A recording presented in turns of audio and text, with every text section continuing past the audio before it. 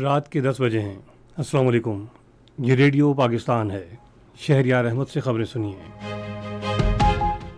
اہم خبروں کا خلاصہ۔ وزیر اعظم نے کہا ہے کہ حکومت ملک کی ترقی اور عوام کی خوشحالی کے لیے تمام وسائل کا بہتر استعمال یقینی بنائے گی۔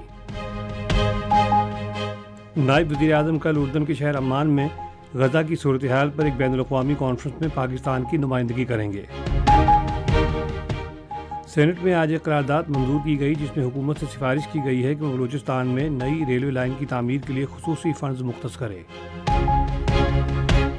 نیو یارک میں ICC T20 عالمی کپ میں بنگلہ دیش اور جنوبی افریقہ کے درمیان میچ جاری ہے۔ اور خبریں تفصیل کے ساتھ۔ وزیر اعظم شہباز شریف نے کہا ہے کہ حکومت ملک کی ترقی اور عوام کی خوشحالی کے لیے تمام وسائل کا بہتر استعمال یقینی بنائے گی۔ ان خیالات کا اظہار انہوں نے آج اسلام آباد میں قومی اقتصادی کونسل کے اجلاس کی صدارت کرتے ہوئے کیا۔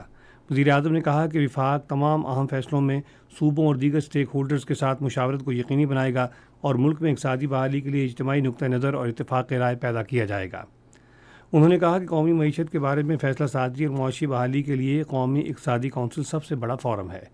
وزیر اعظم نے قومی اقتصادی کونسل کو ایک کمیٹی تشکیل دینے کی ہدایت کی تاکہ کونسل کو جدید دور کے تقاضوں کے مطابق ڈھالا جائے۔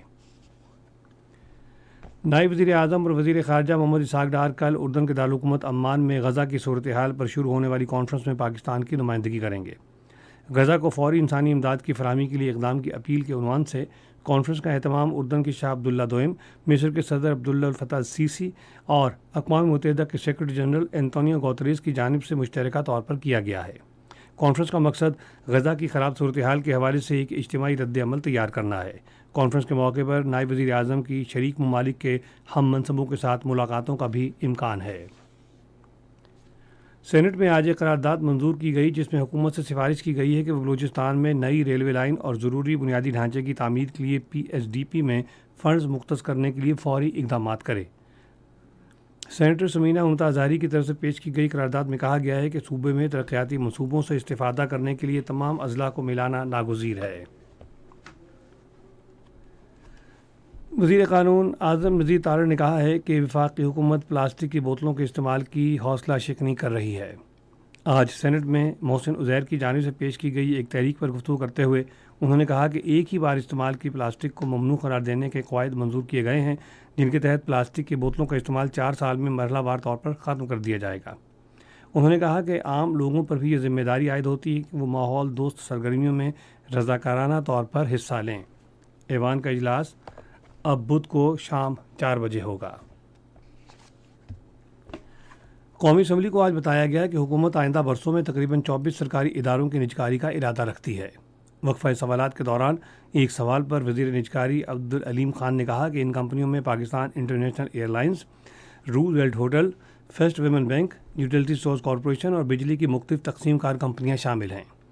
ایک اور سوال پر وزیر مملکت برائے خزانہ علی پرویز ملک نے کہا کہ تمام فیلڈ انفورسمنٹ یونٹس کو لوہے اور اسٹیل کی اشیاء کی اسمگلنگ کی روک تھام کے لیے چوکس کر دیا گیا ہے۔ ایوان میں آج پاکستان براڈ کاسٹنگ کارپوریشن ترمیمی بل مجریہ 2024 کی منظوری دی گئی۔ وزیر قانون اعظم نذیر تارڑ نے بل پیش کرتے ہوئے کہا ہے کہ بل کا مقصد ریڈیو پاکستان کے بورڈ کو مزید خود مختاری دینا ہے تاکہ ادارے کے نظم و نسق اور کارکردگی کو بہتر بنایا جائے۔ بل کے تحت وفاقی حکومت ریڈیو پاکستان کا ڈائریکٹر جنرل بورڈ کی سفارشات پر لگائے گی۔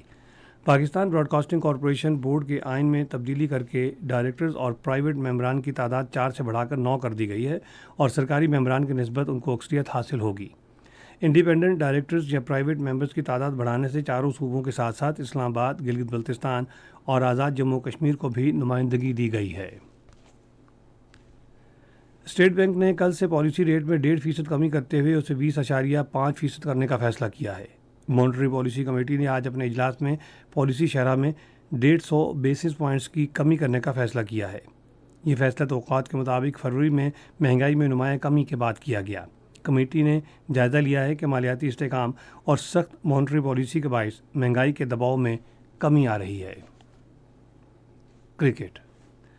نیو یارک میں کھیلے جانے والے ICC T20 عالمی کپ میں بنگلہ دیش نے جنوبی افریقہ کے خلاف کھیلتے ہوئے اب سے کچھ دیر پہلے تک 9 اوورز میں 3 وکٹوں کے نقصان پر 49 رنز بنائے تھے۔ اس سے قبل جنوبی افریقہ نے بیٹنگ کرتے ہوئے مقررہ 20 اوورز میں 6 وکٹوں کے نقصان پر 113 رنز بنائے۔ پاکستان نیو یارک میں اپنا اگلا میچ کل کینیڈا کے خلاف کھیلے گا۔ میچ پاکستان کے معیاری وقت مطابق شام 7:30 بجے شروع ہوگا۔ اسی کے ساتھ خبریں ختم ہوئیں۔ مزید خبروں اور تجزیے کے لیے آئیے ہماری ویب سائٹ پر، پتہ ہے radio.gov.pk، اور فیس بک کے link radio Pakistan news official پر براہ راست ویڈیو سٹریمنگ بھی ملاحظہ کیجیے۔